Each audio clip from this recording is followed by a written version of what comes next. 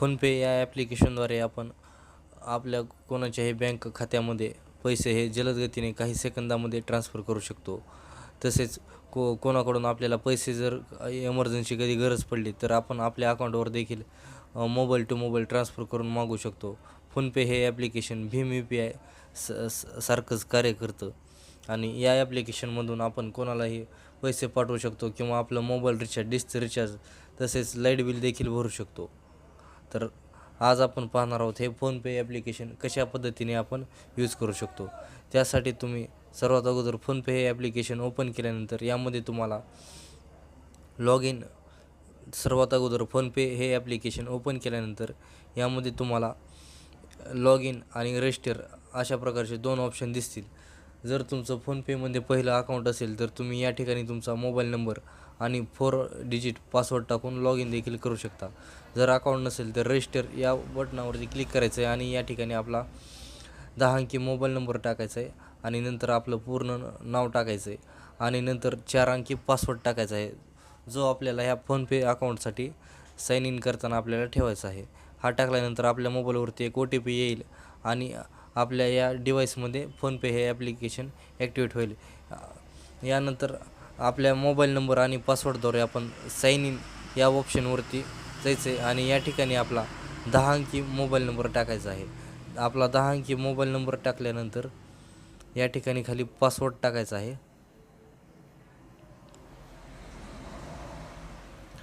Password टाकल्यानंतर log in या बटनावरती click केल्यानंतर अशा प्रकारे आपण फोनपेमध्ये लॉग इन झालेलो आहोत.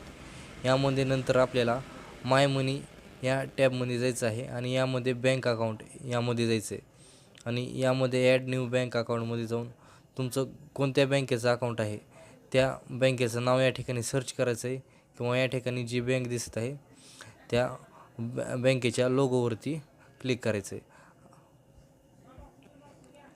अशा प्रकारे आपण आपलं बँक अकाउंट यामध्ये ॲड करू शकतो फोनपेमध्ये आणि यानंतर आपण या ठिकाणून आपल्या बँक अकाउंटमधील बॅलन्स चेक करू शकतो किंवा कोणाला पैसे देखील पाठवू शकतो. बँक अकाउंट ॲड केल्यानंतर आपल्याला होम पेजवरती जायचं आहे. होममध्ये गेल्यानंतर हा मनी ट्रान्सफरचं जे ऑप्शन दिसत आहे यामध्ये आपण डायरेक्ट कॉन्टॅक्टनुसार म्हणजे ज्या व्यक्तीचं पुढच्या फोनपेमध्ये अकाउंट आहे त्याच्या डायरेक्ट मोबाईल नंबर टाकल्यानंतर त्याच्या अकाउंटवर देखील आपण पैसे ट्रान्सफर करू शकतो.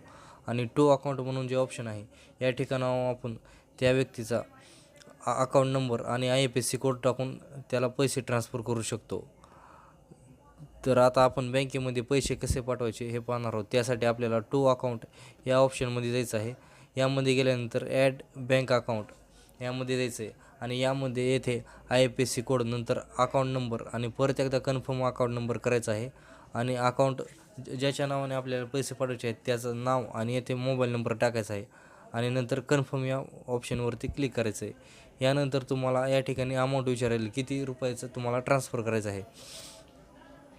त्या ठिकाणी आपण अमाऊंट टाकायचं आहे आणि सेंड या ऑप्शनवरती क्लिक करायचं आहे. अशा प्रकारे आपण पैसे कोणाच्याही बँक अकाउंटमध्ये पाठवू शकतो आणि डायरेक्ट नंबरवरती जर पैसे पाठवायचे असते तर त्या ठिकाणी टू कॉन्टॅक्टमध्ये जायचं आहे आणि या ठिकाणी तुम्हाला ज्याला कोणाला पैसे पाठवायचे आहेत त्याचा मोबाईल नंबर या ठिकाणी टाकायचा आहे. या ठिकाणी मोबाईल नंबर या ठिकाणी टाकल्यानंतर या ठिकाणी इथं कोणाच्या अकाउंटला पैसे पाठवायचे आहेत त्याचं नाव या ठिकाणी येत आहे, म्हणजे त्या पुढच्या व्यक्तीचं फोनपेला अकाउंट असलं तर.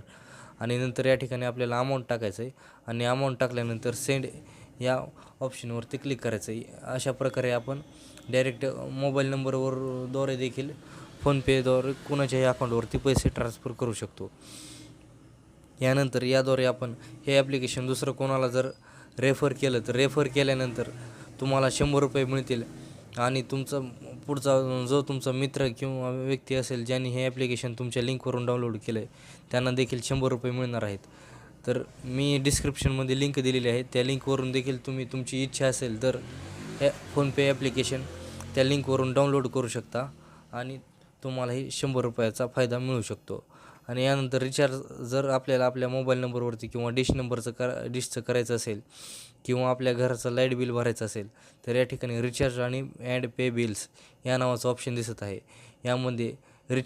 यामध्ये मोबाईल रिचार्ज करू शकतो आणि DTHचं जे दाखवत आहे या ठिकाणाहून आपण डिश टी व्हीचं रिचार्ज करू शकतो आणि इलेक्ट्रिसिटी दाखवत आहे या ठिकाणाहून आपण लाईट बिल देखील भरू शकतो.